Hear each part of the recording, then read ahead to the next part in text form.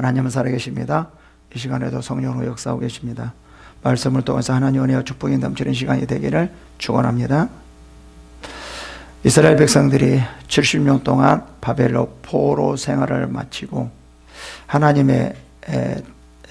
하나님께서 약속하신 땅, 그 언약의 땅, 적과 흐르는 그 축복의 땅에 들어와서 하나님을 그들에게 있어서, 자기 자신들에게 있어서 하나님이 어떤 하나님인가라는 것을 생각해야 됩니다. 지금 여기서 이 하나님이 어떤 하나님인가를 생각하는 것은 단지 70년 동안의 포로 생활을 마치고 그때 그들에게 역사했던 그 하나님만 보는 것이 아니라, 이들은 뭐까지도 보냐면 애굽에서부터 그 다음에 모세를 세워서 광야 생활, 지금까지 이스라엘 백성들을 인도했던 그 하나님이 그들에게 있어서 어떤 하나님이었는가라는 것을 정확하게 알게 됩니다. 참 이게 중요한 것 같아요. 이제 우리가 신앙생활 하다 보면 저도 마찬가지인데, 처음에 신앙생활을 하면은 이제 이런 거하고 같다 그러더라고요. 이제 그 태권도 막 이렇게 배우러 가면은 자기가 최고인 것 같고, 검정띠보다 더 잘한 것 같고, 싸움 몸체가 제일 잘한 것 같이 느껴지는 것처럼, 이제 뭔가 은사가 조금씩 나타나고 뭐가 하면은 하나님이 자기를 제일 사랑하는 것 같고, 제가 잘하는 것 같고, 하나님께 자기 영광 돌리는 것 같고, 이런 것 같이 여겨지거든요. 저도 그런 것 같아요. 정말 기도 많이 하고 주를 위해 살려고 노력하고 그런 여러 개 살았는데, 지금 와서 보면 좀 제가 이렇게 웃는 모습이 이게 참 아무것도 모르고 그런 생각을 했구나 라는 생각이 들거든요. 우리가 어떤 한편으로서 하나님을 보면 안 되고 종합적으로 하나님을 봐야 돼요. 그렇다라고 하면 어떤 게 필요하냐면 시간이 좀 지나야 돼요. 지나야 돼. 이 하나님을 알려고 한다고 하면 말씀을 많이 아는 그 자체 그것만 또 아니에요. 하나님 말씀을 가지고 또 경험한 사람과 그렇지 않은 사람은 또 달라요. 그 신앙 그 깊이와 신앙 자체가 달라지더라는 거죠.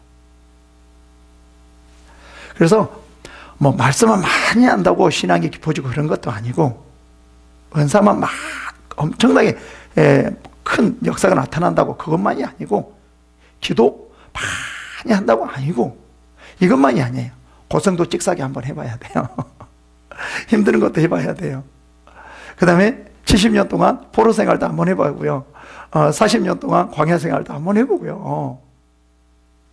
그리고 징계도 받아보고, 이런 여러 가지를 경험을 통해서 정말 하나님이 어떤 하나님인가, 나에게 있어서 하나님이 어떤 하나님인가 라는 것들이 이 마음속 깊이 오게 되는 거예요. 우리가 이렇게 생각할 수 있죠. 자기가 좀 잘해서 죄를 짓지 않아서 하나님께서 나를 징계하지 않았다라고 생각하는데, 그렇지 않거든요. 하나님을 사랑하는 자에게 징계한다고 그러거든요. 징계는 축복이라고 그러거든요. 그냥 징계를 받지 않는다라고 좋아할 필요는 없다라는 거예요. 그리고 징계만 받았다고 또 그럴 필요는 없다라는 거예요.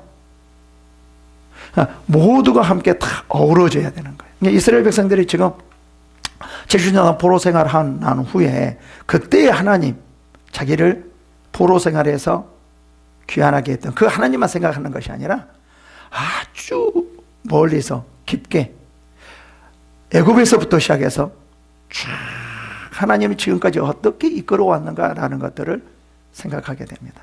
그때 얻은 지금의 결론이 뭐냐면, 긍휼의 하나님, 심히 모독했다 할지라도, 죄를 지었다 할지라도, 어떤 상황에 있었다 할지라도 하나님은 버리지 않는 하나님,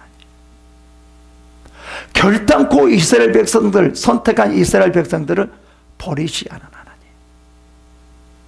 어떤 하나님이요? 버리지 않는. 무엇으로요? 긍휼함으로. 이렇게 말을 합니다. 참 우리에게 있어서 어떤 하나님인가 고백이 참 중요하는데, 사람마다 다를 거예요. 그러나 많은 경험을 해본 사람은 하나님이 어떤 하나님인가를 아실 수 있을 겁니다. 어느 하나 가지고 하나님이 이런 하나님이다 라고 고백하기에는 좀 부족해요. 징계도 많이 받아보고, 그죠? 그냥 하나님의 놀라운 역사도 인도하심도 다 징계도 인도하심인데, 그런 축복적으로 인도함, 잘 되는 쪽으로 인도함도 받아보고, 그죠?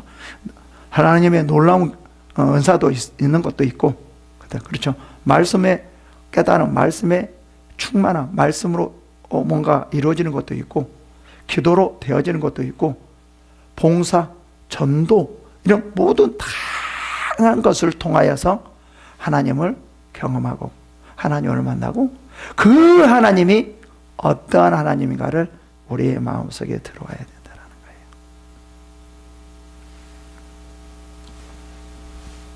이들이 이제 결론을 내는 것은 버리지 않는 하나님. 그러면은 하나님은 버리지 않는 하나님인데, 본인들은 그럼 버리지 하나님 앞에서 어떻게 행해야 될 것인가 라는 것을 생각하게 됩니다. 하나님의 말씀을 행하는 것이다.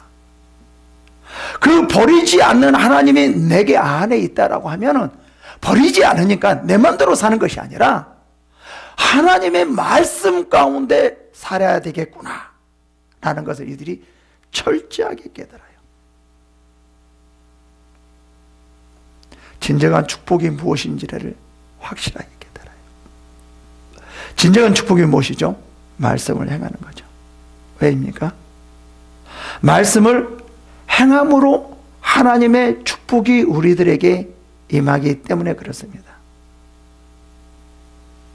다시 말하면 그냥 뭐가 되어지고 안 되어지고 이게 아니라, 하나님의 말씀을 행하는 그 자체가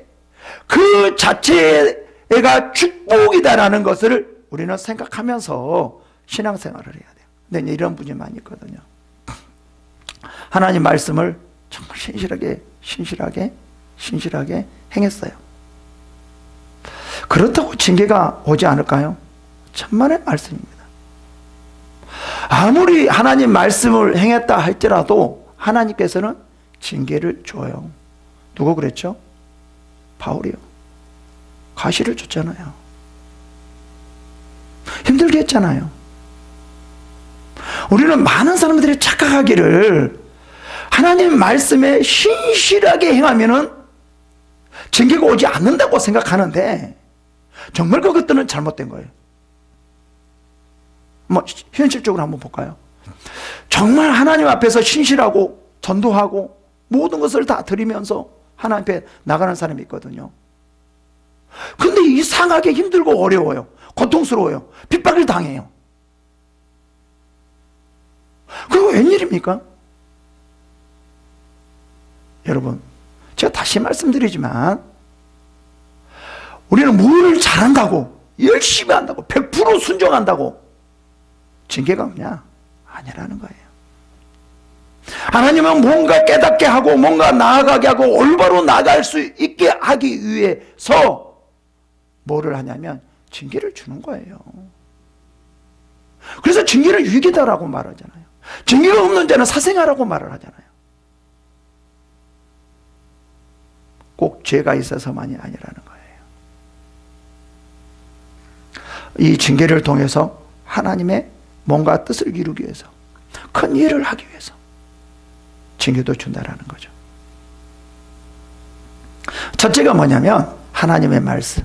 하나님의 말씀을 행함으로 우리는 그것이 그 자체가 축복이다. 그래서 많은 사람들이 하나님 말씀을 행하는데 잘 안 풀어주고 힘들고 뭐가 잘 안 되고, 죄 지은 사람보다 훨씬 더 잘 안 되고, 이런 것 때문에 시험이 된 사람이 있어요. 절대 그러면 안 돼요. 말씀을 행한 그 자체가 가장 큰 축복이다. 그 후에 되어지고 안 되어지고 난 것은, 그것은 후처 문제다. 되어지고 안 되어지고에 따라서 축복이냐 축복이 아니냐라고 우리가 결정하는데 절대 그렇지는 않다. 하나님 말씀 자체, 그 자체를 순종하며 나아가는 것이 축복이다. 이렇게 생각해야 돼요. 우리는 무엇으로 다 축복이 생각해요? 말씀을 행하고 잘 되어지냐 안 되어지냐, 뭔가 이루어지냐 안 이루어지냐, 이걸 가지고 하나님의 축복으로 결정하는데 그거는 잘못된 결정입니다. 하나님 말씀을 순종하는 그 자체, 그 자체가 축복이라는 거예요. 그래서 이들은 이제 그 하나님의 말씀에, 모든 것이 하나님의 말씀에 있구나, 하나님의 말씀에 우리가 순종해야 되겠구나 라고 하면서 지금 이제 하나님 말씀을 어떻게 하면 그 순종할까라는 것에 아주 초점을 두고 이들에게 말을 합니다.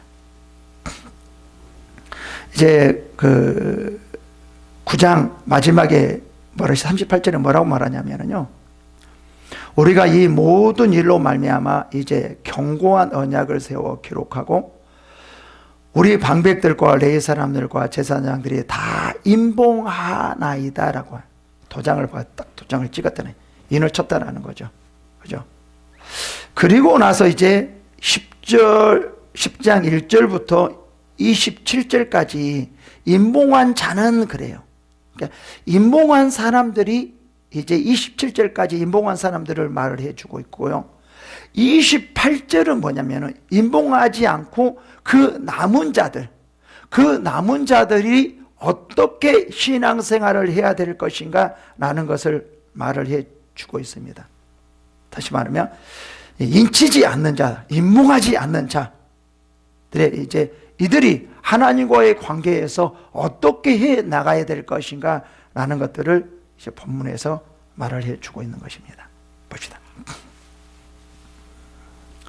28절 보면 그 남은 백성과 제사장과 레위 사람들과 문지기들과 노래하는 자들과 느비딤 사람들과 및 이방 사람과 절교하고 하나님의 율법을 준행하는 모든 자와 그들의 아내와 그들의 자녀들 곧 지식과 총명이 있는 자들은, 그래, 이제 누구를 말해? 그 남은 백성과 라고 말을 해요.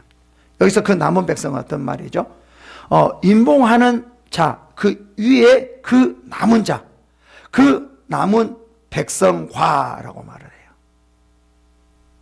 이런 사람들과 레위 사람들과 제사장과 레위 사람들과 문지기들과 노래하는 자들과 느비딤 사람들과 및 이방 사람과 절교하고 하나님의 율법을 준행하는 모든 자, 그러니까 이방인 사람과 절교하고 하나님의 율법을 준행하는 모든 자라고 말을 해요. 여기서 이제 무엇을 말하려고 하냐면 이방인 사람과 절교하고 라고 말을 해요. 첫째, 이들이 이제 하나님 앞에 서게 되려면, 하나님 앞에 모든 것을 드리기를 원한다라면 뭐부터 지금 해야 되냐면은 어떤 것도 먼저 해야 돼요? 이방 사람과 절교하는 거예요. 왜 이방 사람들과 절교하는 걸까요? 이게 아주 중요한 문제입니다. 왜 그러냐면 이방 사람들과 함께 하다 보면은 이 사람들이 하나님의 중심이 아니라 사람 중심으로 가요. 인본 중심으로 가요. 이게 아주 무서운 겁니다. 어떻게 보면 사람 중심으로 가다 보면 사람께 잘해야 되고, 사람 중심, 사람에게 뭐를 해야 되고 어떻게 해야 되고, 사람에게 잘하지 말라는, 그냥 하지 말라는 뜻이 아니에요. 해야 돼요.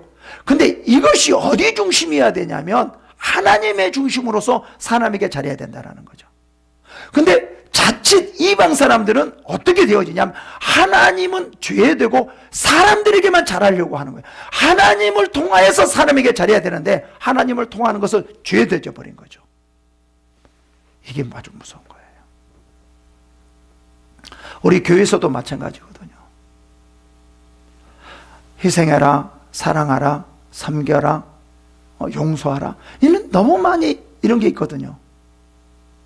근데 이러한 모든 행위가 하나님으로부터 왔는지 아니면 사람들과의 관계에서 이루어지려고 하는지 그것을 생각해 봐야 된다는 거예요.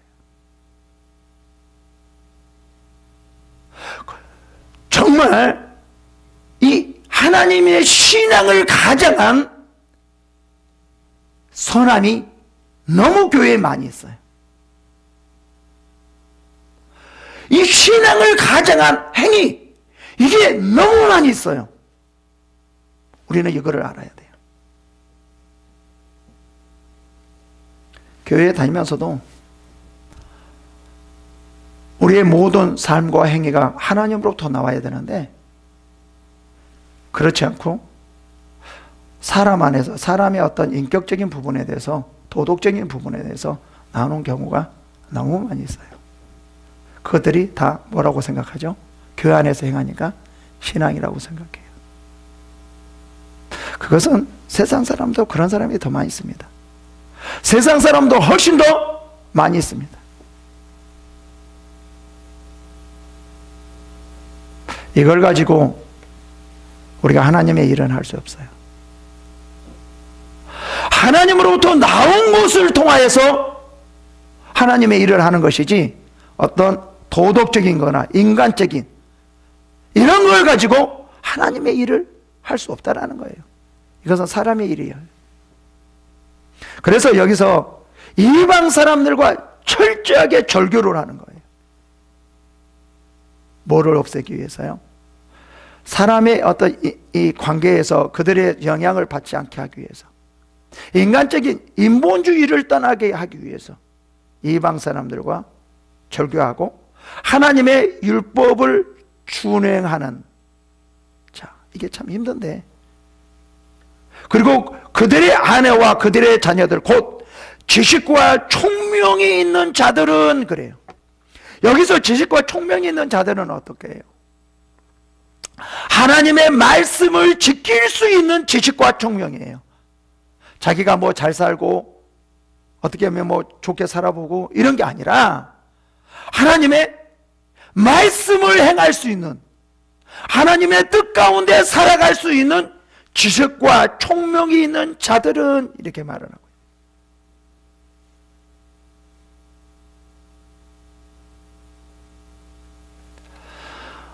우리의 지식과 총명은 어디에 있어야 되냐면, 세상적인 지식과 총명이 아니라 내가 어떻게 하면 잘 살아가는 거, 잘 입고 잘 먹고 에 있는 지식과 총명이 아니라, 하나님을 정말 어떤 하나님인가를 알고 그 하나님의 말씀에 순종하며 살아가는 그러한 거가 진정한 뭐죠? 지식과 총명이 있는 자다라는 말이에요. 이러한 자들이 29절에 어떻게 하냐면, 다 그들의 형제 귀족들을 따라 저주로 맹세하기를, 우리가 하나님의 종 모세를 통하여 주신 하나님의 율법을 따라 우리 주 여호와의 모든 계명과 규례와 윤리를 지켜 행하여. 그래. 여기서 지식과 총명이 어떤 거라고요? 하나님의 여호와의 모든 계명과 규례와 윤리를 지켜 행할 수 있는 지혜와 총명이, 이게 가장 중요하죠. 그래서 여기서 이들은 뭐라고 말을 하냐면, 저주로 맹세하기를 그래요. 여기서 좀 이상한데, 이게 뭐냐면 이런 뜻이에요. 이것을 어기면 저주를 받아도 좋다고 하는 맹세. 내가 하나님 앞에 내가 맹세를 하는데, 하나님 말씀을 지키는 그 맹세를 하는데, 만약에 우리가 이런 것을 지킨다라고 하면, 어긴다라고 하면은 저주를 받아도 좋다라는 거죠. 이러한 사람이 어떤 사람이라고요? 지식이 있고 총명이 있는 사람이라는 거예요. 어떻게 보면 좀 바보 같지 않나요? 아니, 우리가 지키지 못할 거 뻔히 알잖아요. 그럼 이 말은 무슨 말이죠? 하나님, 나 저주를 받겠습니다, 이 말이잖아요. 여기서 깊은 뜻이 무엇일까요? 내가 그렇다 할지라도, 저주를 받는다 할지라도 하나님의 말씀을 지키는 것이 더 중요합니다.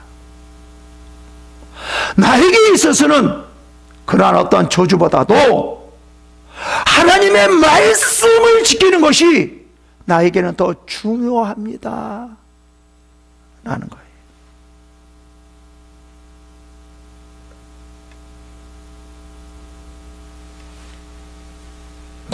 이들은 철저하게 말씀을 지키지 않으면 자기 자신들이 어떻게 되어진다는 것을 알고 있어요.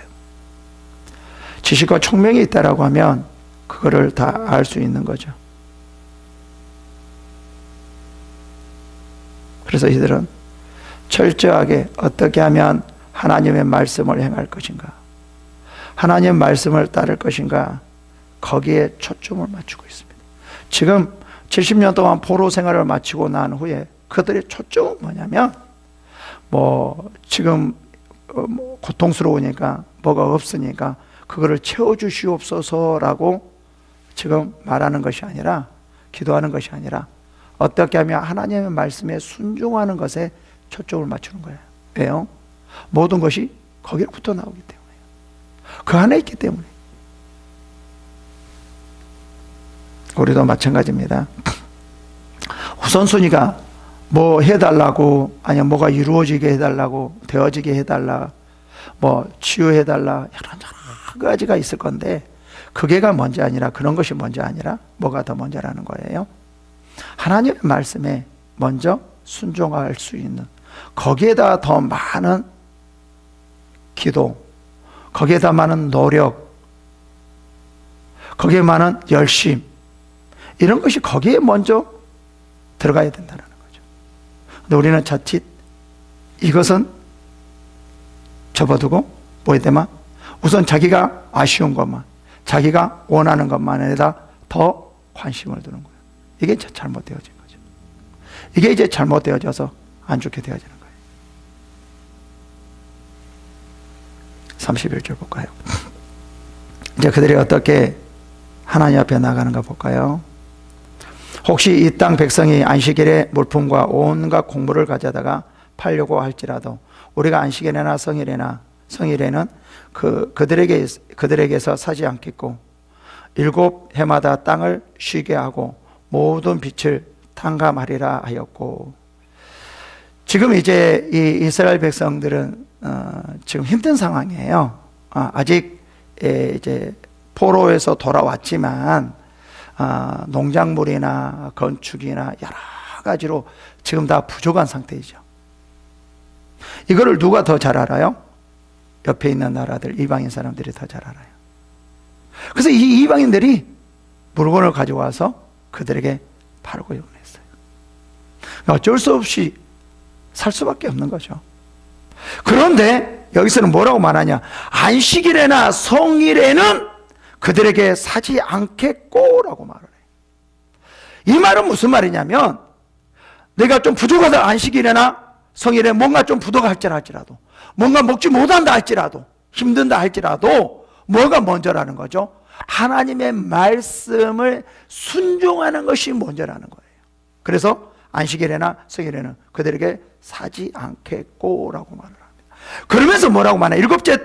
일곱째 해마다 땅을 쉬게 하고 모든 빛을 탕감하리라 하였고, 이거는 그들에게 있어서, 지금 이 상황에서 그들에게 있어서는 이거는 어떻게 보면 죽으라는 거랑 마찬가지예요. 아니, 지금 힘든 상황이거든요. 어려운 상황이거든요. 근데 7째 해마다 땅을 쉬게 하라래요. 그리고 빛을 탕감해 주래요. 그럼 어떻게 살라고? 어떻게 보면 좀 우리가 인간적으로 생각하면 죽으라는 뜻이거든요. 너 고생해라, 이 말이거든요. 근데 이들은 70년도 포로 생활에서 귀환한 후로 하나님이 어떤 하나님의 걸 철저하게 알았어요. 철저하게 버리지 않는 하나님, 함께 하시는 하나님, 죽이지 않는 하나님, 이런 것을 철저하게 알았기 때문에 아무리 이렇게 한다 할지라도, 하나님께서 이렇게 한다 할지라도 절대 죽이지 않아. 우리는 절대 안 죽어. 이렇게 하면 죽을 것 같지만, 굶을 것 같지만 안 그래. 하나님 우리를 지켜주시고 붙들어 주셔. 그러면서 이들은 어떻게 보면 눈앞에 보면 굶을 것 같고 힘들 것 같고 망할 것 같은 그런 상황이에요. 그럼에도 불구하고 그들은 하나님이 어떤 하나님인가를 그 안에 있기 때문에, 깨달았기 때문에 순종하는 거예요.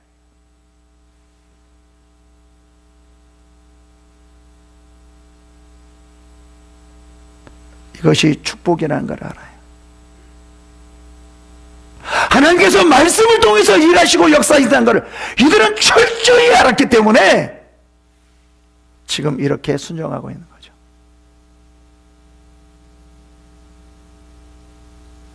이것이 얼마나 갈 줄 모르지만 이게 아주 우리에게 있어서 가장 기본적인 신앙인 거예요. 우리가 정말 중요합니다. 하나님 말, 어떻게 보면 우리가 이래요. 하나님 말씀을 지키면 꼭 죽을 것 같아요. 어떻게 다 거짓말하지 않고 살 수 있느냐? 올바로 할 수 있느냐? 그럼 어떻게 성공하냐? 성공 그렇게 하지 못한다. 이 세상 거짓말도 하고 좀 속이기도 하고 그 사람이 손해보지 않게 하는 한 이렇게 하면서 하는 것이지 어떻게 그렇게 할 수 있느냐? 그럼 못 산다. 우리는 이렇게 생각하거든요.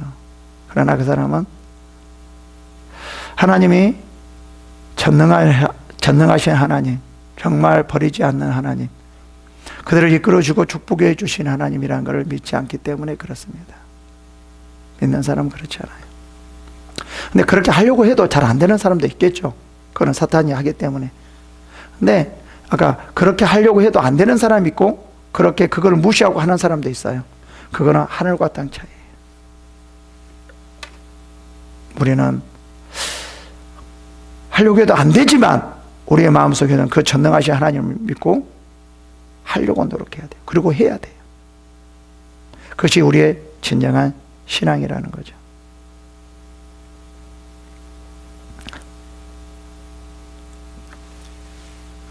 그래서 이제 이 32절부터는 어떤 것을 말을 하냐면요. 이제 하나님 앞에 말씀에 순종하는데 어떤 순종을 말을 하냐면 그 물질을 드리는 순종, 이것도 순종이다라고 말을 하고 있어요. 봅시다. 우리가 또 스스로 규례를 정하여 해마다 각기 세겔의 3분의 1을 수납하여 하나님의 전을 위하여 쓰게 하되라고. 지금 이 물질을 하나님 앞에 드리는데 왜 드리는 거예요? 전을 위하여 쓰게 하기 위해서. 이 말은 무슨 말이죠? 하나님 앞에 순종하게 하기 위해서 뭐가 필요하다라는 거죠? 물질이 필요하다는 거예요. 그러니까 순종할 수 있도록, 하나님 앞에 나아갈 수 있도록, 하나님의 뜻 가운데 하나님께 경배할 수 있도록 하기 위해서 무엇도 필요하냐면 물질도 필요하다는 거예요. 결국은 이 말은 무슨 말이냐면, 드리게 하는 이유는 뭐냐면, 야, 너희에 있는 모든 재산, 너 자신까지도 다 하나님 것이다 라는 것을 그들에게 말해 주기 위함도 있는 겁니다. 그러면서 봅시다. 계속. 곧 진설병과 항상 드리는 소제와 항상 드리는 번제와 안식일과 초하루와 정한 절기에 쓸 것과 성물과 이스라엘을 위한 속죄제와 우리 하나님의 전에 모든 일을 위하여 쓰게 하였고, 결국은 뭐죠? 하나님께 경배하는 일에 대해서 이 물질을 쓰게 하기 위해서 물질을 드렸다라는 거죠. 하나님의 말씀을 정말 지키는 사람은, 행하려고 하는 사람은 물질도 반드시 드려야 된다는 거예요. 우리는 대부분 뭐만 생각하냐면 하나님 말씀을 행하는 것, 남을 사랑하고 인내하고 섬기고 이런 것만 생각하는데, 그 안에 무엇도 플러스가 되냐면 하나님 앞에 드리는 것, 그렇게 할 수 있도록 드리는 것까지도 반드시 포함이 되어 있다는 거예요. 지금 이스라엘 백성들이 여기서 그러거든요. 지금 뭐만 강조하고 있는 것이 뭐만 강조하고 있는 것만 아니냐면 이거예요. 우리는 대부분 지키는 것, 행하는 것 이렇게 계속 강조하고 있거든요. 이스라엘 백성 율법을 지키고 행하는 것, 거기에 플러스 뭐를 말을 하냐면 하나님 앞에 드리는 것까지도 말하는 거예요. 그러니까 진정으로 하나님 말씀에 순종하며 행하는 자는 뭐까지도 하나님의 하나님 나라를 위하여 하나님의 경배하기 위해서 물질도 드려야 되는 것까지 포함되고 있다는 거죠. 근데 우리는 대부분 물질은 전혀 생각하지 않아요.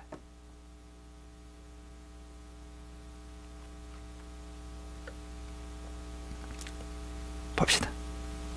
또 우리 제사장들과 레위 사람들과 백성들이 제비 뽑아 각기 족속대로 해마다 정한 시기에 나무를 우리 하나님의 전에 바쳐 율법에 가득한 대로 우리 하나님 여호와의 제단에 사르게 하고, 여기가 나무까지 바치는 거예요. 이제 제단에 불 피울 나무를 말을 하는 건데, 이렇게 모든 것들이 있어야지만, 이런 물질이 있어야지만 하나님 앞에 제사를 드릴 수 있잖아요. 그러니까 우리는 여기는 이제 성전에 대해서만 말을 하는데, 지금 우리 시대에 있어서 그 예배는 우리의 삶이잖아요. 우리의 삶에 있어서 그 하나님께 영광 드리고 경배 드리기 위해서는 무엇도 필요하다는 거죠? 물질이 반드시 필요하다는 거예요. 하나님 앞에 물질을 드리는 그 자체가 하나님 앞에 순종한다는 거죠. 하나님 앞에 물질을 드리지도 못하면서 뭐를 순종한다라고 하면은 우리 한 번쯤 다시 생각해 봐야 되는 거예요. 꼭 그렇지는 않지만요.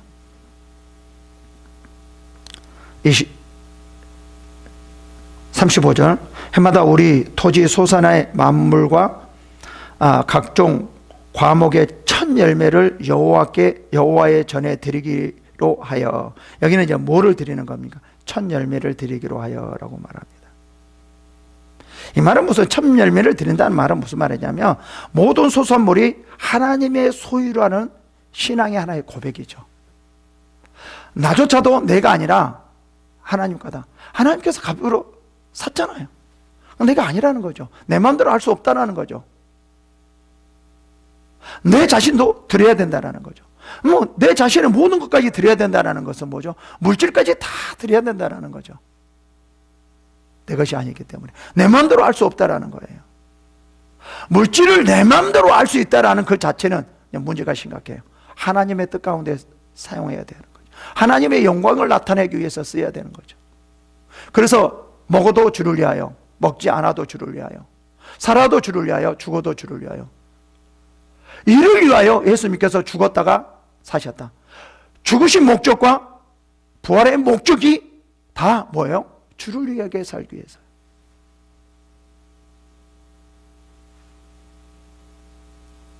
물질을 내 것이라고 말한다라고 하면은 정말 그건 하나님의 말씀에 순종하지 못하고 복종하지 못하고 말씀을 어기는 겁니다. 하나님의 율법을 지키지 않는 거죠. 37절, 또 처음 익은 밀의 가루와 거제물과 각종 과목의 열매와 새 포도주와 기름을 제사장들에게 가져다가 우리 하나님의 전에 여러 방에 두고, 또 우리 산물의 11조를 레위 사람들에게 주리라 하였나니, 레위 사람들은 우리 모든 성읍의 산물의 11조를 받는 자이며, 11조를 드리는데 레위 사람들은 우리의 모든 성읍에서 산물의 11조를 받는 자들이며, 여기서 이제 레위 사람들에게 11조를 주는 거다라고 말을 하거든요. 그럼 레위 사람들은 이 사람들을 주면은 레위 사람들 개인적으로 써야 될까요? 아니면은 하나님의 제사를 드리는데, 하나님의 영광을 드리는데, 하나님 나라를 위해 써야 될까요? 이렇게 써야 된다는 거죠. 아니, 주는 자들도 마찬가지. 11조를 바치는 자들도 당연한 거고, 11조를 받는 자도 당연한, 똑같아. 그러면 11조를 받는 자는 뭐 좀 이렇게, 그 받는 사람만 이렇게 써야 되고, 받지 않는 사람은 그렇게 안 써도 됐냐? 아닌 거예요. 똑같아요, 똑같이 다 하나님 거기 때문에 다 똑같은 거예요.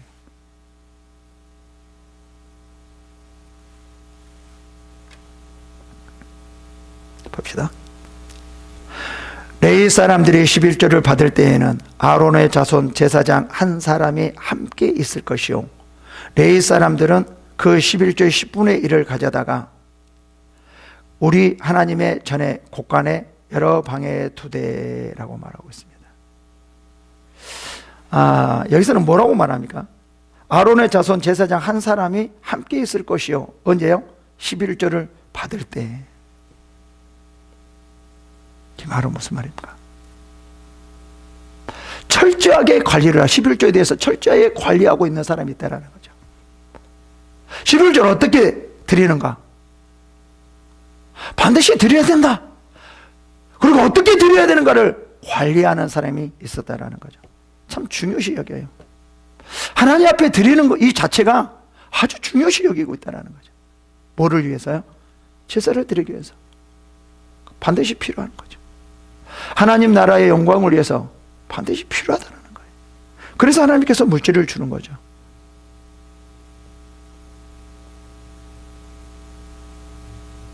그러면서 이렇게 말합니다. 곧 이스라엘 자손과 레위 자손이 거제로 드리는 곡식과 새 포도주와 기름을 가져다가 송수의 그릇들을 두는 골방 곧 섬기는 제사장들과 문지기들과 노래하는 자들이 있는 골방에 둘 것이라. 그리하여 우리가 우리 하나님 전을 버려두지 아니하리라. 참, 우리가 우리 하나님 전을 버려두지 아니하리라. 뭐가요? 골방에 둘 것이다. 이렇게 말을 하고 있거든요. 이 11조 이런 것들을 아주 그때 시대에 귀중하게 정말 중요하게 생각하고 있었다라는 거죠. 그리하여 우리가 우리 하나님 전을 버려두지 아니 이 골방에 두는 것이 우리 하나님의 전을 버려두지 않는 것일까요? 그렇지 않죠. 이게 무슨 의미일까요? 만약에 이런 물질이 하나님 앞에 이렇게 들어오지 않으면 그것으로 하나님께 영광을 돌려야 되는데 그 영광이 되어지지 않는다라고 하면 어떻게 돼요? 하나님의 전을 버리는 거나 마찬가지. 그러니까 우리가 이렇게 하지 않기 위해서 뭐가 반드시 필요하다는 거죠? 물질이 필요하다는 거죠.